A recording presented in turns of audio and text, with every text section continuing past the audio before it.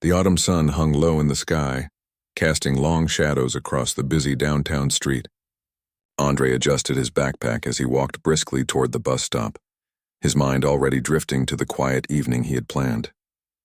It had been a long day at the architectural firm where he worked, filled with client meetings and deadline pressures. Now all he wanted was to get home, kick off his shoes, and maybe catch up on that documentary series he'd started last weekend. The bus stop came into view, and Andre noticed it was more crowded than usual.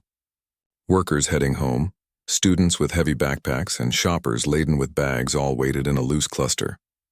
As he approached, his attention was drawn to a woman standing slightly apart from the group.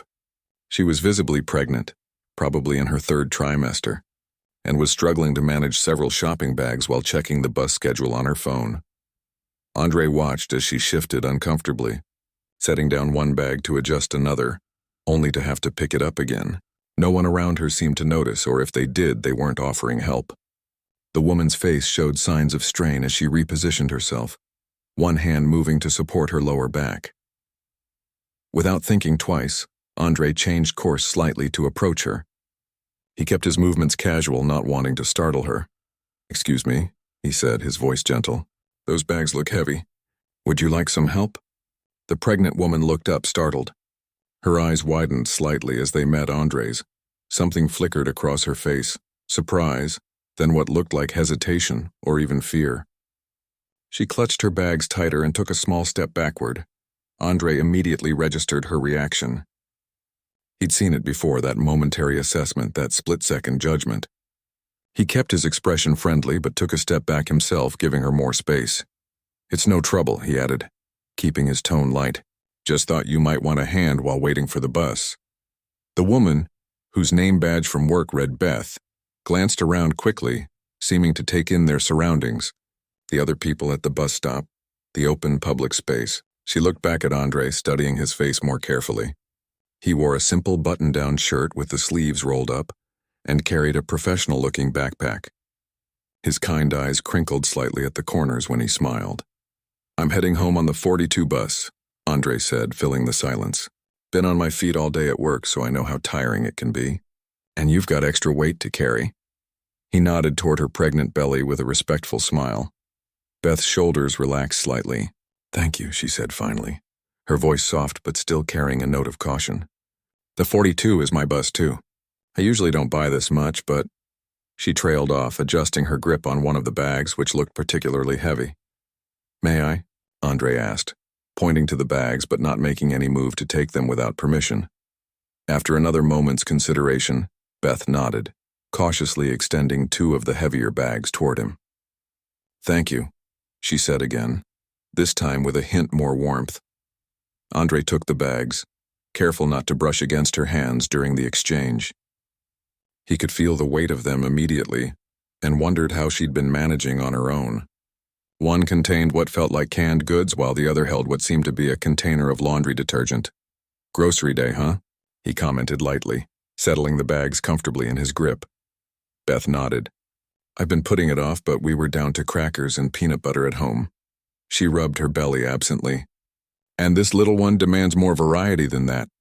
A small smile tugged at the corner of her mouth, and Andre felt the tension between them ease slightly. "When are you due?" he asked, the common question coming naturally. 6 more weeks, Beth replied, shifting her weight from one foot to another. "Though it feels like it could be any minute when I'm standing like this." Andre nodded toward the small bench at the bus stop, which was currently occupied by a teenager with headphones. "Would you like to sit?" "I could ask—" "No, it's fine," Beth said quickly. "I've been sitting all day at work. My doctor actually says a bit of standing is good for circulation." She paused, then added, "I work at the community health clinic over on Washington Street. Mostly desk work these days." Andre nodded, recognizing this small offering of personal information as a tiny bridge of trust being extended. "I'm at Wilson and Associates," he responded, the architectural firm in the glass building on 3rd. "We're working on designs for the new library expansion." Beth's face showed genuine interest. "Oh, I've seen the renderings in the newspaper. That curved glass section looks amazing. That was actually my contribution to the design," Andre said, unable to keep a note of pride from his voice. I fought hard for that feature. The rest of the team wanted something more traditional. As they continued to chat about the library project, Andre noticed Beth's posture becoming more relaxed. The cautious glances became less frequent, her responses longer and more engaged. The other waiting passengers shifted around them, some leaving as different buses arrived, others joining the cluster. The electronic board above the bus stop updated, showing the 42 bus was running 10 minutes late. Andre set down the bags carefully and rolled his shoulders. "Looks like we've got a bit of a wait," he said, checking his watch. "Would you like me to grab you a bottle of water from that convenience store across the street? It's important to stay hydrated, especially—" He trailed off as Beth's expression changed, the wariness returning to her eyes. "I'm sorry," he said quickly. "I didn't mean to overstep. My sister just had a baby last year, and I remember how she was always forgetting to drink enough water. She used to joke that pregnancy gave her baby brain." Beth's expression softened again. "No, I appreciate the thought. I actually have water." She reached into her purse and pulled out a reusable water bottle. "Your sister's right, though. I forget half the things I mean to do these days.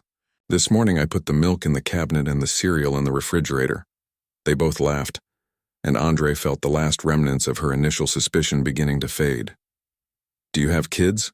Beth asked, taking a sip from her water bottle. Andre shook his head. "Not yet. I'm uncle to my sister's little boy, though. Best job in the world, all the fun, none of the midnight feedings."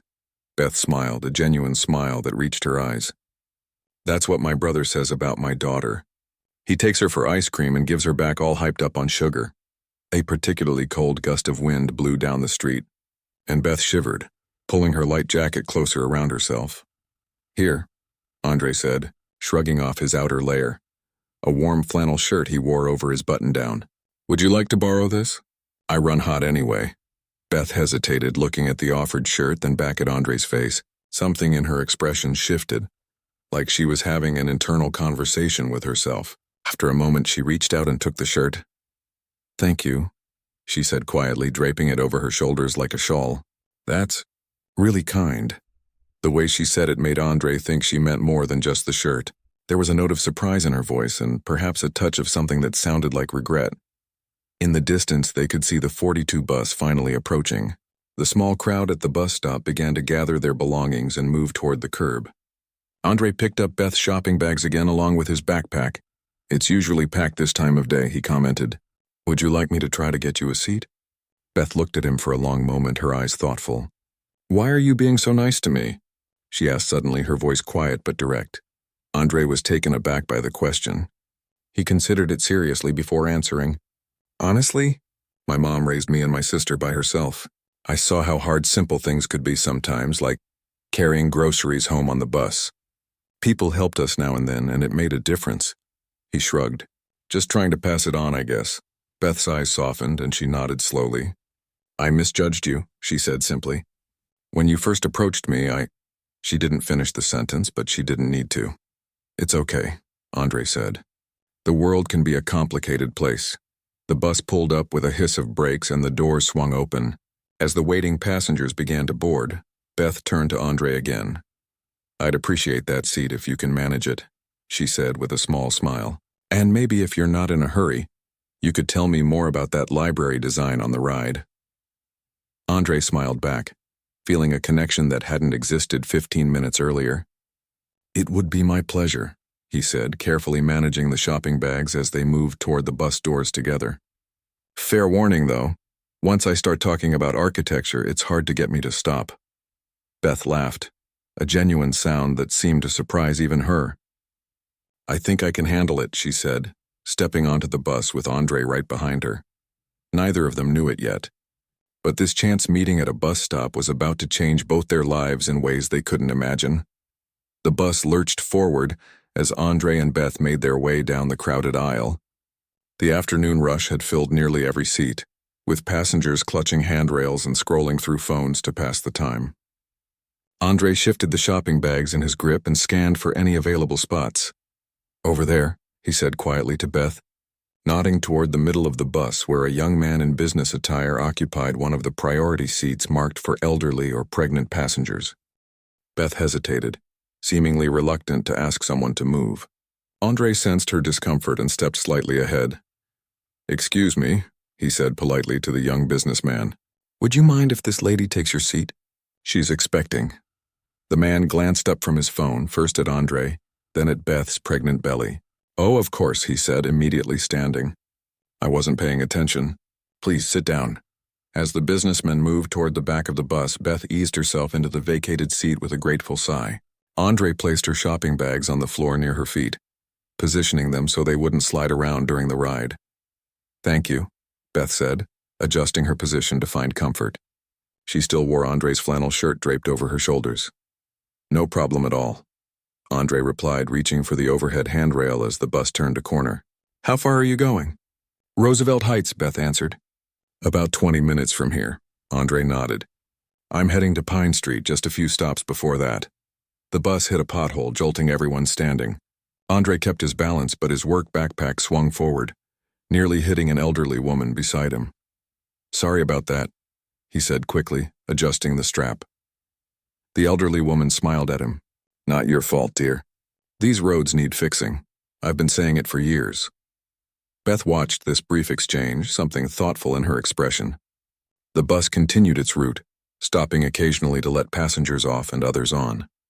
Through the windows, the downtown buildings gradually gave way to residential neighborhoods with trees lining the streets. "So," Beth said after a few minutes of comfortable silence, "you mentioned your sister had a baby recently.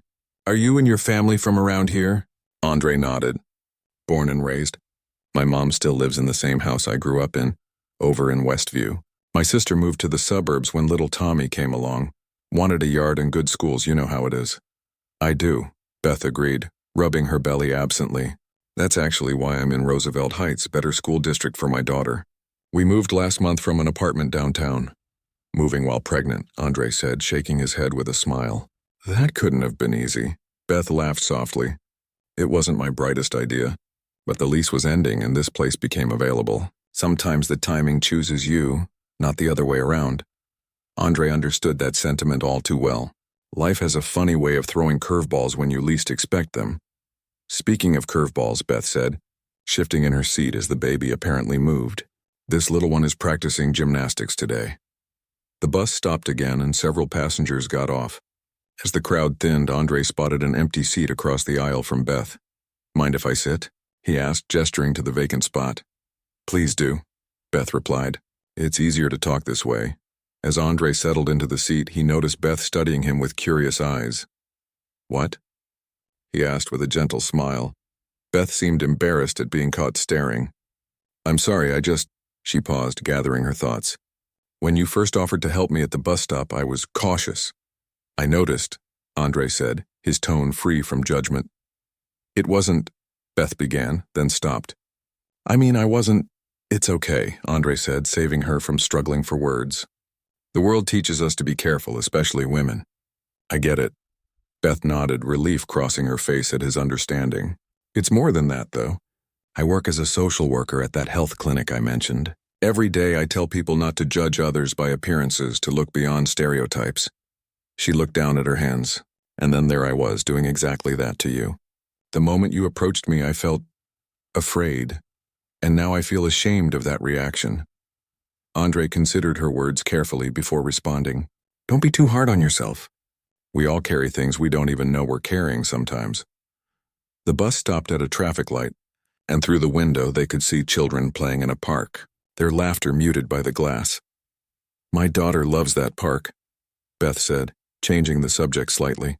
"She's 5, full of energy and questions about everything. She's staying with my mother while I get the new place set up." "What's her name?"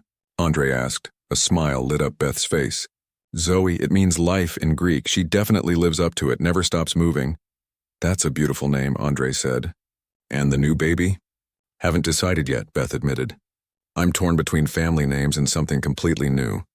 "What do you think?" Andre looked surprised that she was asking his opinion. "Well, I've always believed names carry power, like they help shape who we become. My full name is Andre William, after my grandfather. He was an engineer who helped build half the bridges in this city. My mom said she hoped I'd inherit his ability to connect things." He laughed. "I became an architect instead, but close enough, I guess." "That's lovely," Beth said sincerely. Connection is important. The bus driver announced the next stop and several more passengers prepared to exit. "This is me," Andre said, gathering his backpack. Then he hesitated. "Actually, would you like me to stay on until your stop? Help you with those bags the rest of the way?" Beth seemed surprised by the offer. For a moment, Andre thought she might decline. Then she glanced at her shopping bags and back at him. "That's very kind of you," she said. "But it's out of your way," Andre shrugged. "It's no trouble. I don't have any plans tonight besides heating up leftovers and watching TV." The bus slowed, approaching Andre's stop. "Are you sure?" Beth asked, her expression showing she was genuinely torn.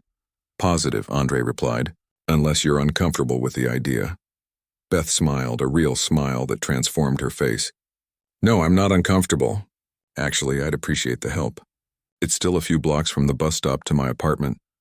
The bus pulled away from Andre's stop without him getting off. He settled back into his seat, feeling somehow that he was exactly where he was supposed to be. "So," he said cheerfully, "tell me more about Zoe. What's she into these days? When I was 5, I was obsessed with dinosaurs and couldn't pronounce their names properly." Beth laughed, the sound bright and unguarded.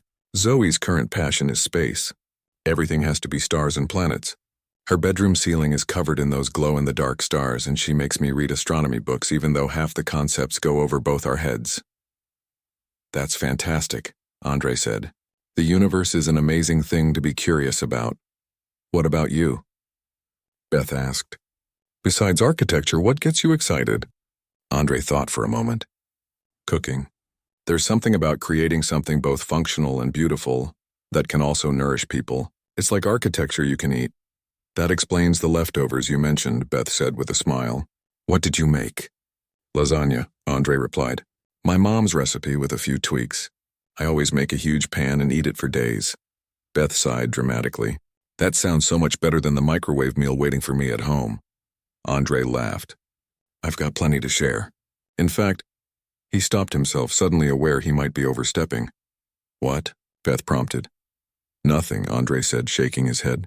"Just a random thought." Beth tilted her head, studying him. "No, tell me." "What were you going to say?" Andre hesitated, then spoke honestly. "I was going to say I could drop off some lasagna for you sometime. It freezes well, and having ready meals can be a lifesaver with a new baby. My sister said it was the best gift anyone gave her after Tommy was born." He quickly added, "But that probably seems weird coming from someone you just met on a bus." Beth was quiet for a moment, and Andre worried he had indeed crossed a line. But when she spoke, her voice was thoughtful rather than offended. "An hour ago, I would have thought it was strange," she admitted.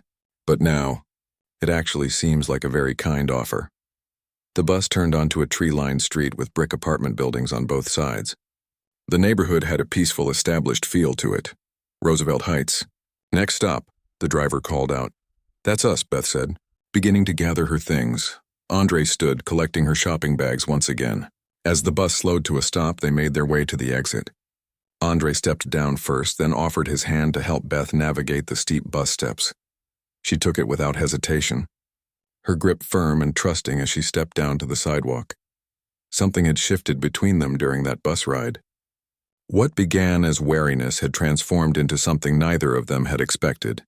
The beginning of a genuine connection, built on honest conversation and small kindnesses exchanged. As they stood on the sidewalk watching the bus pull away, neither Andre nor Beth could have predicted how their chance meeting would continue to unfold, or how profoundly it would change both their lives in the days to come. The late afternoon sun cast long shadows as Andre and Beth walked from the bus stop toward her apartment building. The neighborhood was quiet, with tree-lined streets and well-kept buildings that spoke of a community where people cared about their surroundings. "It's just 2 blocks this way," Beth said, pointing down the street.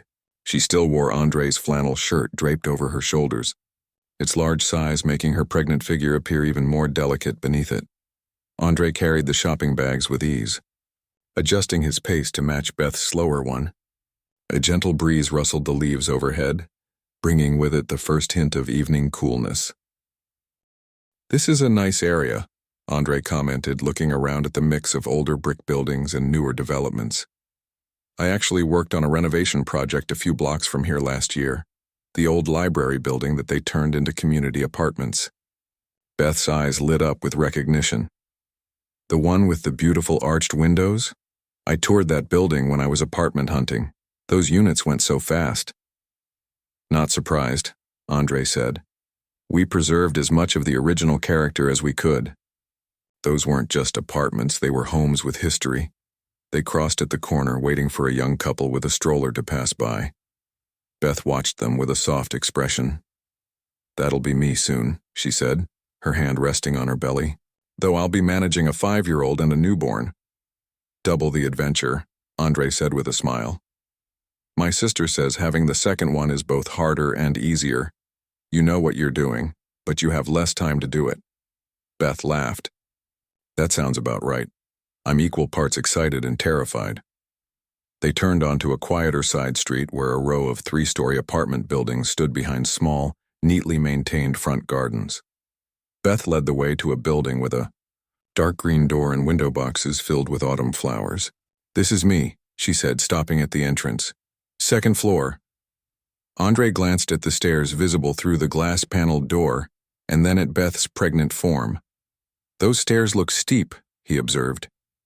You climb these every day? Beth nodded. Doctor says it's good exercise, but honestly, some days I think about camping out in the lobby. She fished her keys from her purse. I really appreciate your help today. I'm not sure how I would have managed all this on my own. As she opened the door, Andre hesitated on the threshold, sensing the natural conclusion of their encounter. I can carry these up for you, he offered, lifting the bag slightly, unless you'd rather I leave them here. Beth considered him for a moment, her expression thoughtful. Then surprisingly, she smiled. Actually, I could use the help with the stairs. If you don't mind. Not at all, Andre replied, following her inside. The stairwell was well lit but narrow, with worn wooden steps that creaked underfoot. Beth took each step carefully, one hand on the railing, the other supporting her lower back. Andre followed patiently behind, the bags bumping gently against his legs. Sorry for the slow pace, Beth said over her shoulder. These stairs get longer every day, I swear. No rush, Andre assured her. Take your time. When they finally reached the 2nd floor landing, Beth paused to catch her breath before leading him to a door marked 2B. The hallway was clean and quiet, with the muffled sounds of a television coming from somewhere down the corridor. Beth unlocked her door and pushed it open, reaching in to flip on a light switch. You can set the bags down in the kitchen. It's straight ahead. Andre stepped inside, taking in the apartment with a respectful glance. It was modestly sized but bright, with moving boxes still stacked in corners. What furniture there was had been arranged to create a cozy living space with a comfortable-looking couch facing a small television. A child's drawing was pinned to the refrigerator, visible from the entryway, a colorful rendering of what appeared to be planets and stars. He carried the bags to the kitchen counter, setting them down carefully. Nice place, he said, meaning it. The apartment had a warmth to it despite being clearly in transition. Thanks, Beth replied, slipping off her shoes with a sigh of relief. It's still a work in progress, but it's home. She shrugged off his flannel shirt and held it out to him. Thank you for this too. As Andre took the shirt, their fingers brushed briefly. Something passed between them, a moment of connection that left a charged silence in its wake. Beth was the first to speak, her voice softer than before. Would you like some water or tea? It's the least I can offer after all your help. Andre checked his watch. I've got time for tea if it's not too much trouble. No trouble at all, Beth assured him, moving to fill a kettle. Please sit down.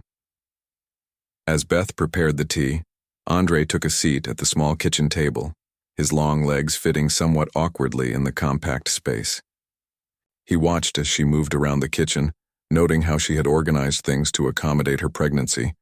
Frequently used items at easy reach, nothing requiring much bending.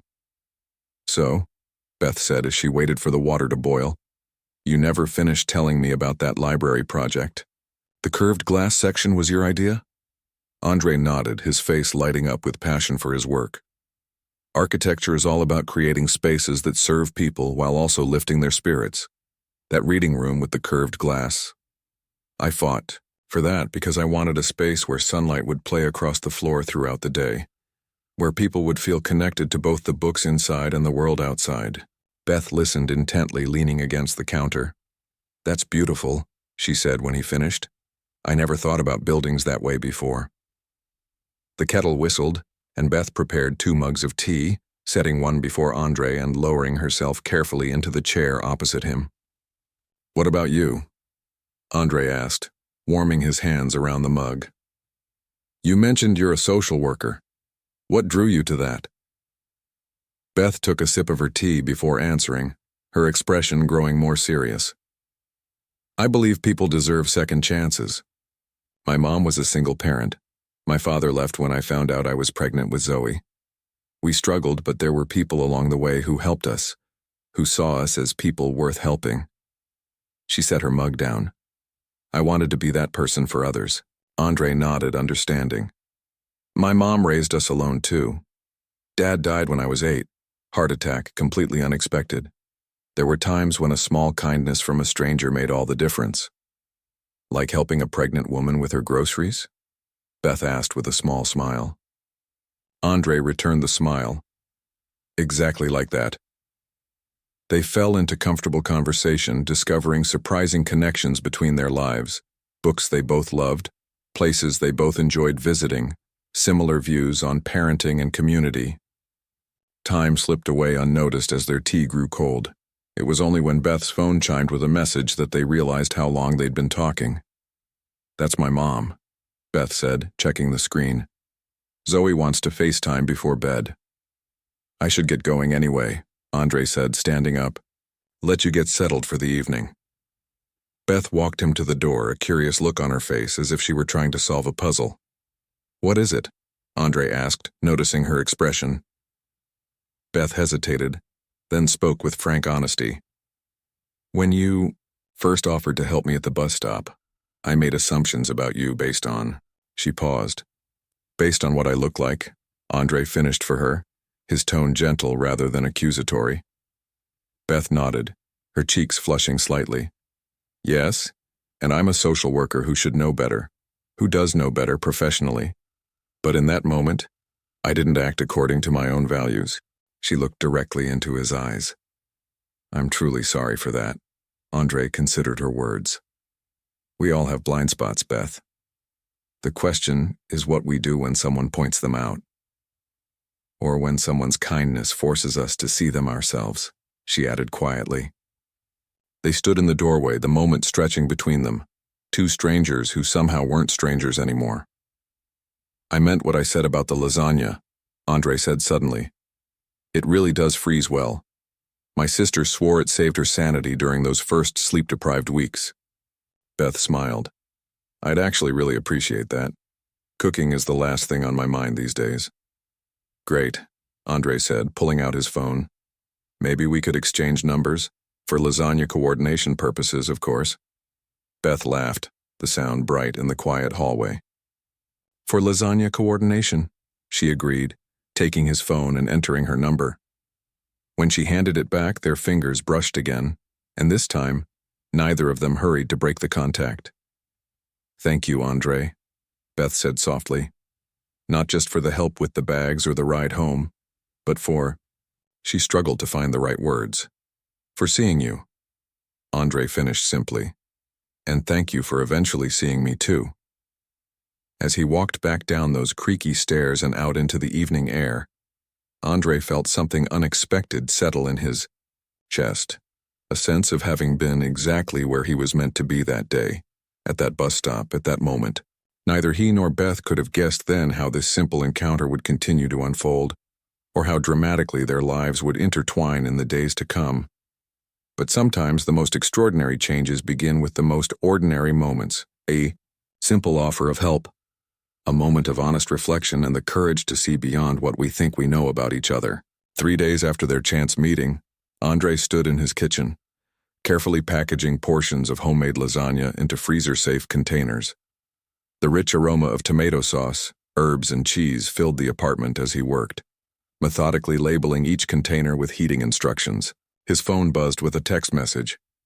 It was Beth. Just checking if our lasagna delivery is still on for this evening. No pressure if you're busy. Andre smiled at the screen. They had exchanged several messages since parting ways at her apartment, casual conversations that flowed easily between them. He quickly typed a response. Absolutely. Just finished packaging everything up. Does 6:30 still work? 3 dots appeared immediately then. Perfect. Zoe is coming home today and keeps asking about Mom's new friend with the yummy food. Hope that's not weird. Andre chuckled. Not weird at all. Looking forward to meeting the space enthusiast. He placed the last container in a canvas bag and glanced at the clock. He had time for a quick shower before heading to Beth's place.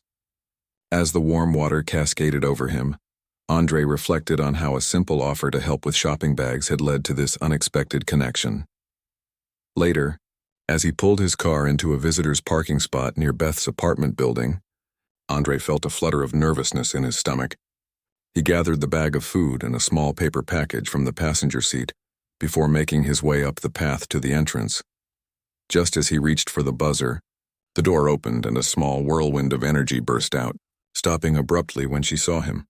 Are you Andre? The little girl asked, her large brown eyes studying him intently from beneath a mop of curly hair. Before he could answer, Beth appeared in the doorway behind her daughter, slightly out of breath. Zoe, I told you not to open the door without me. She looked up at Andre with an apologetic smile. Sorry, she's been watching from the window for the last 20 minutes. Andre grinned. No problem at all.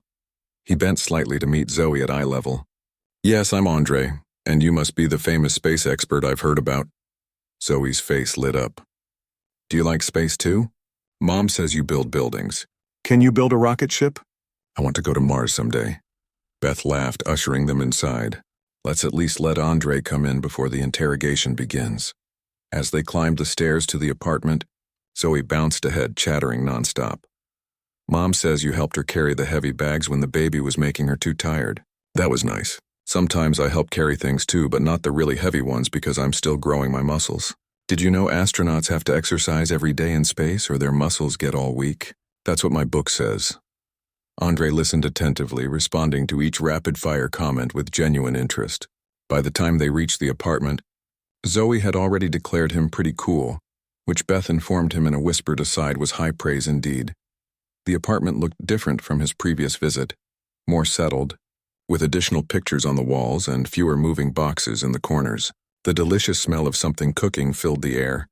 I hope you don't mind, but I made dinner, Beth said as Andre set his bags on the kitchen counter. Nothing fancy, just chicken and vegetables. Seemed wrong to have you bring food and not offer something in return. That smells amazing, Andre said sincerely. I haven't had a home-cooked meal I didn't make myself in ages. Zoe tugged at his sleeve. Want to see my space room before dinner? Mom let me put up all my posters. Beth smiled. Dinner's still got 10 minutes. Why don't you give him the tour? Zoe needed no further encouragement, grabbing Andre's hand and pulling him down the hallway.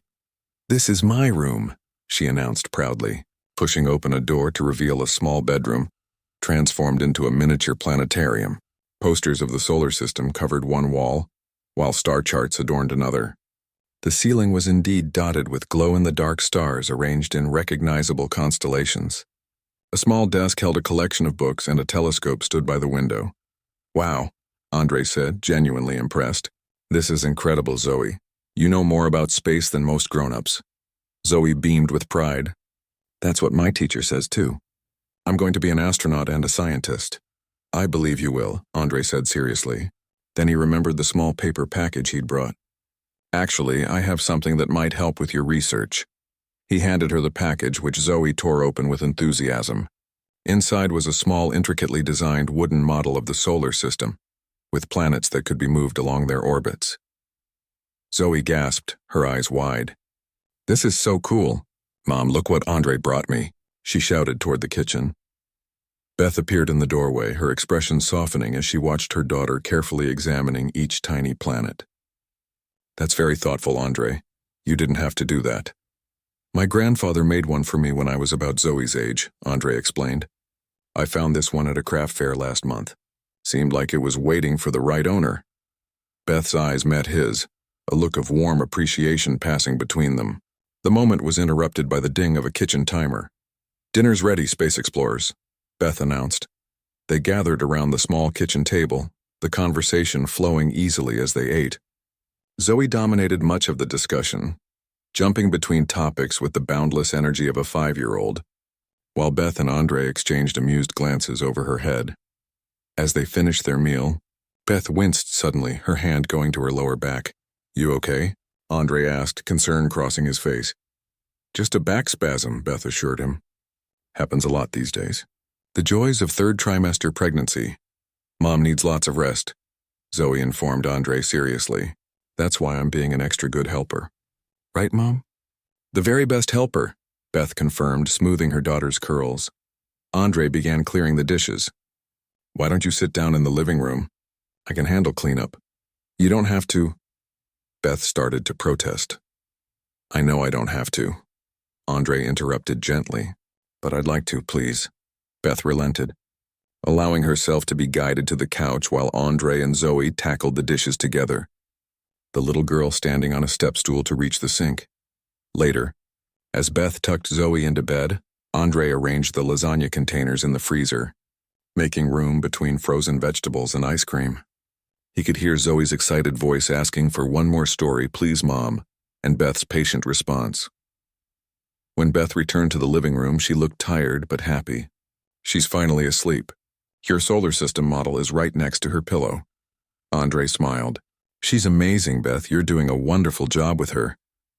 "Thank you," Beth said, lowering herself carefully onto the couch. "Some days I'm not sure I'm getting anything right, but then she says something brilliant or kind. And I think maybe I'm not messing up too badly after all."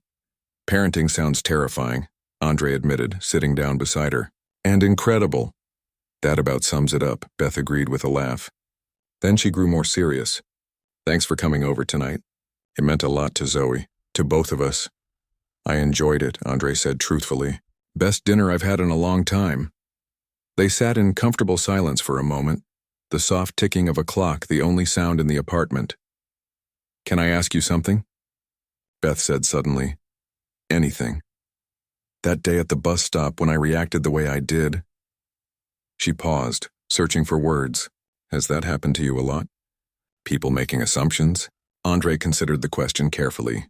"Yes," he said simply. "Not always in obvious ways. Sometimes it's just a look or someone clutching their bag tighter or crossing the street. You start to notice the patterns." Beth nodded, her expression troubled. "I keep thinking about it, how quickly I judged you, how wrong I was. I teach Zoe to see people for who they are, not what they look like, and then She shook her head, disappointed in herself. "We all have work to do," Andre said gently. "The point is to recognize it and do better next time." "Still," Beth said, "I wish—" She stopped abruptly, her face changing as she pressed a hand to her belly. "Beth?" Andre leaned forward, concerned. "It's nothing, just—" She broke off again, wincing more deeply this time. Andre watched her carefully. "That doesn't look like nothing." Beth took a deep breath. "I've been having these twinges all day. They're probably just Braxton Hicks contractions. Practice contractions. The doctor said they're normal." "How often are they coming?" Andre asked, his tone calm but serious. Beth thought for a moment. "Maybe every 15 minutes or so. But they're not strong enough to be real labor. I'm not due for another 6 weeks." As if to contradict her words, Beth suddenly gasped, tumbling over slightly as another wave of pain hit her. "That was not 15 minutes from the last one," Andre observed, checking his watch.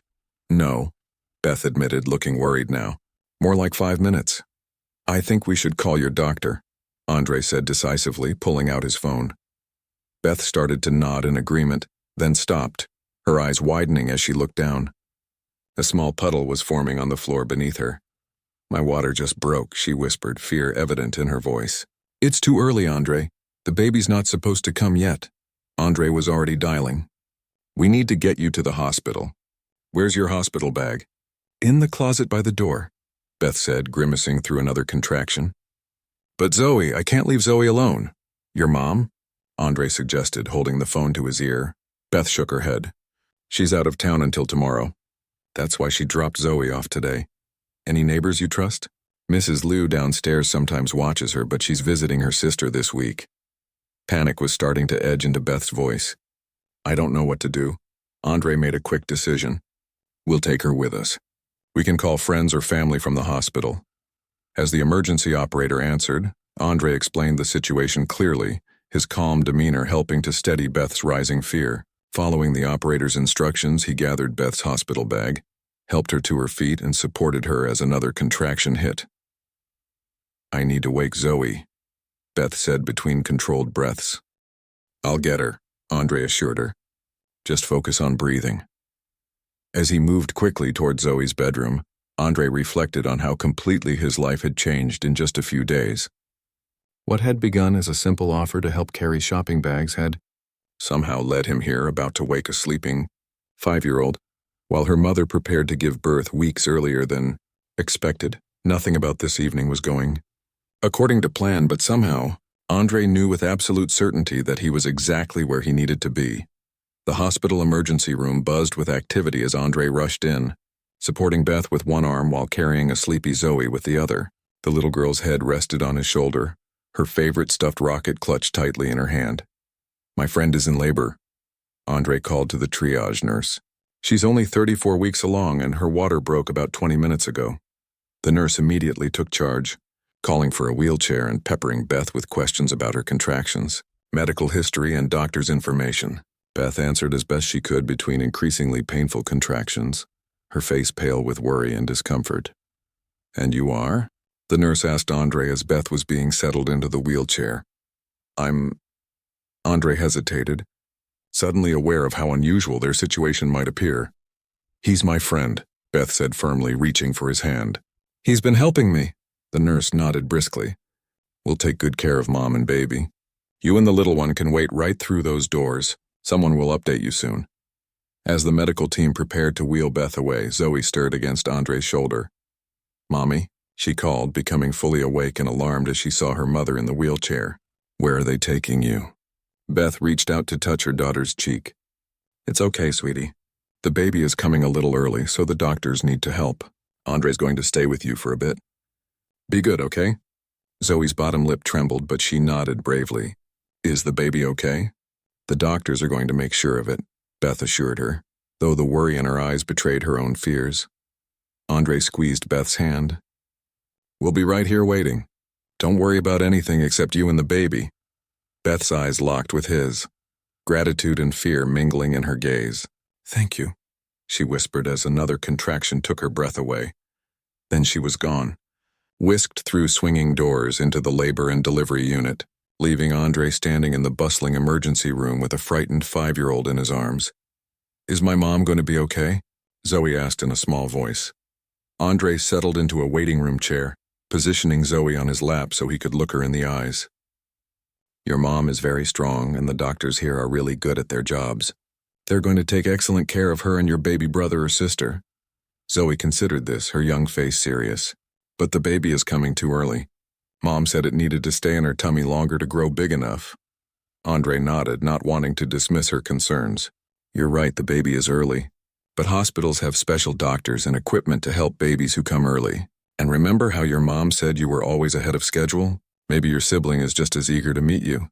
This earned a small smile from Zoe. "I told the baby all about the planets already. Maybe it's coming out to see them for real."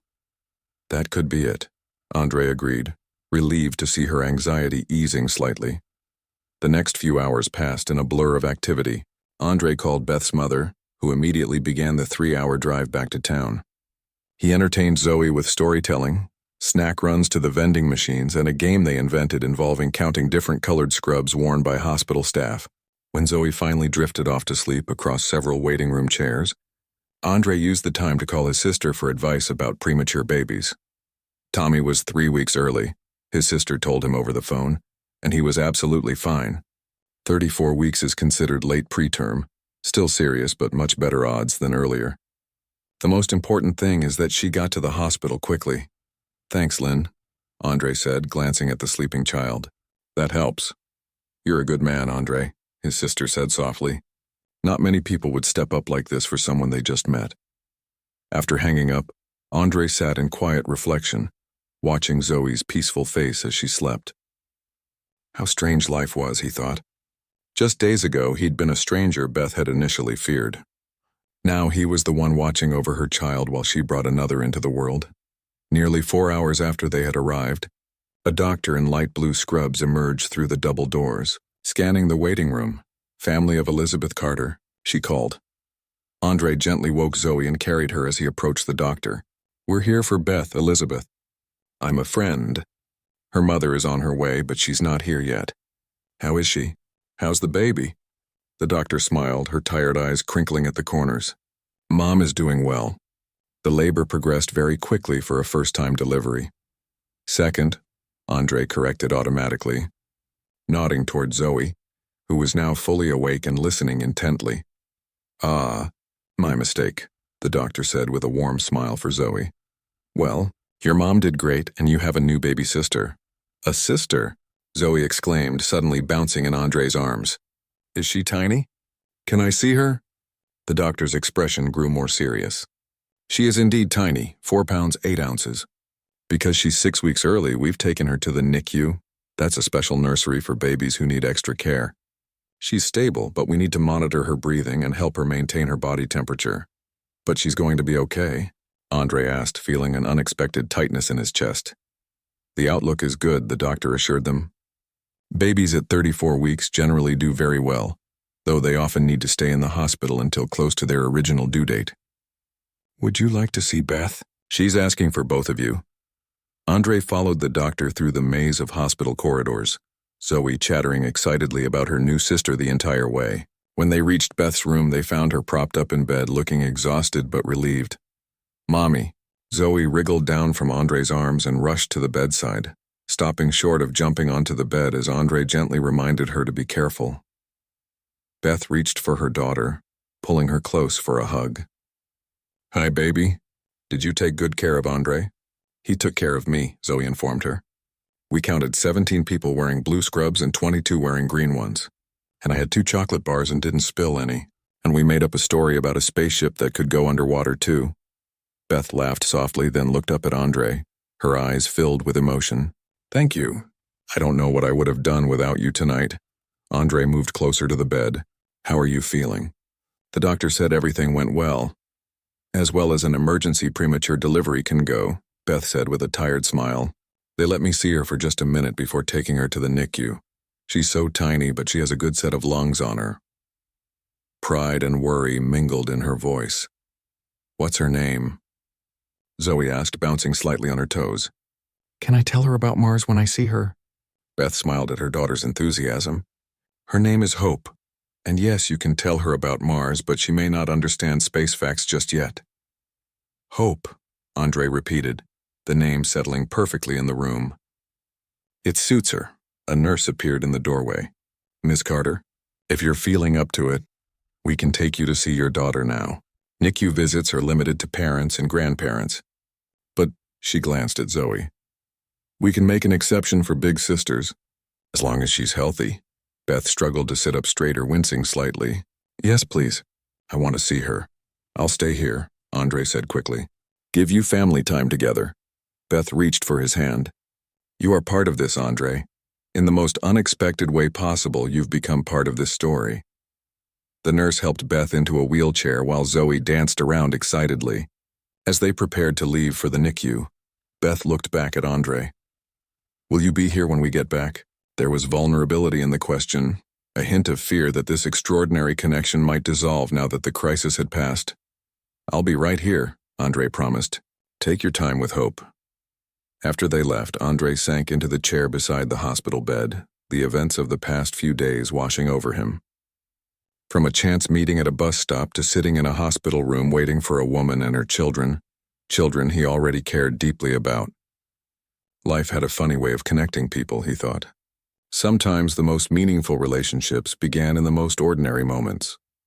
3 months later, Andre stood in Beth's kitchen, chopping vegetables while Beth sat at the table feeding baby Hope. The tiny infant had thrived after 2 weeks in the NICU and was now a chubby, alert 3-month-old who rarely stopped moving, a trait Beth insisted she'd inherited from her big sister. Zoe's teacher called today, Beth mentioned, adjusting Hope's bottle.